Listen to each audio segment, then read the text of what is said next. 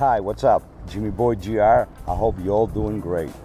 Well, today we're going to talk about something that a lot of people ask me, and it's something that I thought about it myself for many times. And what that is how long can an electric bicycle motor last? Is it forever? Is it for some hundreds or thousands of miles? Does it matter if it's a mid-drive or a hub? Let's answer these questions. So let's get into it. It's natural to think, how many miles can my motor give me on my electric bicycle? Is it a hub or is it a mid-drive? Today we're gonna concentrate more on the hub motors.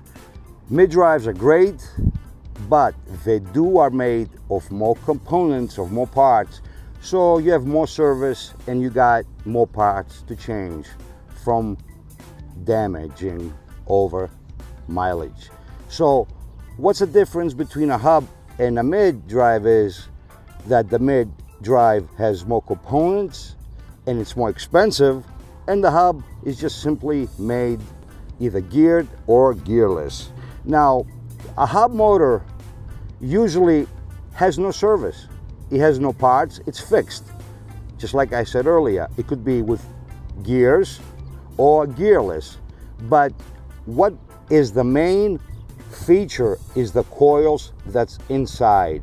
And that's the part that can damage your hub motor. Now, let's, for example, say we are on a straightaway, we get on our bike, we are at a full stop, we give assist or throttle and we move. That's fine because it's a straightaway and the energy from the battery to the motor will get freed. How is it going to get freed? By the motion and the movement of the wheel. Now let's take another example. Let's say that you are at a full complete stop up a hill, and we're talking about a system that's 750 watts and under. And since you are full stopped and you are at the middle of the hill, you get on your bike, you open up the electric system and you ride, whether with a throttle or with the assist. Now that puts a lot of strain on the hub motor, and that can cause a damage. That can burn out one of the many coils that's inside the hub. What's the coil? It's like hundreds of feet of wiring. So what you gotta do to avoid that, when you have less than 750 watts or less than, let's say, 48 volts system, is when you are at a dead stop up a hill, make sure you don't turn on the electric system, pick up speed with the Shimano gears up to 3 to 5 miles or up to 6 to 9 kilometers, and then turn on the system and pedal with assist or throttle. Because if you're a heavy person and the hill is really steep and the power goes from the battery to the motor and it does not get freed means the wheel doesn't move, all that strain inside the coil is gonna make it melt, and that's gonna make your motor die. You're gonna hear a weird noise and your motor is not gonna turn. Can it be fixed? Sure. Is it worth it? Personally, I think no. So what you have to keep in mind is, when you have a low wattage and a low voltage bicycle, make sure when you are at a dead stop up the hill, do not start up with your electric system, especially if you're heavy, right? Pick up speed a few miles or like 6 to 9 kilometers and then throttle or assist, and you don't have no strain on your motor, on the coils, because if the energy does not get released, it will damage your hub motor. The same happens to mid-drives also. Now, another thing that can malfunction on your electric bicycle that happens is the wiring that goes from your controller to your motor. This over time, you know, it can get split or ruined or worn out, and on your display you might see a message saying error 21. So that means it's not doing a good contact, and when you go over bumps, it's gonna have cutouts, and you're gonna have to upgrade your wiring to your motor.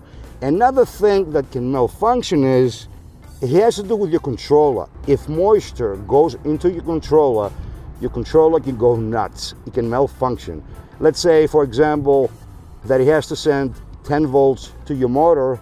Since it has moisture, it's like it's drunk and it sends 50, and right away your coils will get burned out. Those are rare, cases, but they do happen. But if you wanna avoid strain into your hub motor, make sure, if you're a heavy person and you are at a dead stop up the hill, give motion to your bike with your feet and then turn on the system so the energy that goes from the battery to your motor gets released by the wheel turning. And it can last you for a lifetime. Now, lifetime, let's say you bought this bike when you're 90 and you die at 100, that's a lifetime. Just joking. These bikes can last for a lot of years if you take care of them. All right, use logic. Try to avoid bumps and hits, especially with hub motors. If you have a fat bike, you don't have to worry about that because it gets absorbed by that fat tire. Mid-drives don't really get infected by bumps or sidewalks and potholes, but hub motors could if you have regular thin tires. If you've got a fat bike, no problem. So, how long can your hub motor last? For a long time, if you take care of it and you don't strain it going up the hill. That's it. Thanks for watching. Sub-like if you like what you saw, and don't forget, the best are yet to come. Everything comes to an end sometime. Nothing is made forever. But if we take care of our things, they take care of us. Have great rides. Always wear a helmet. Have a horn on your bike, lights, and make your life a safe ride.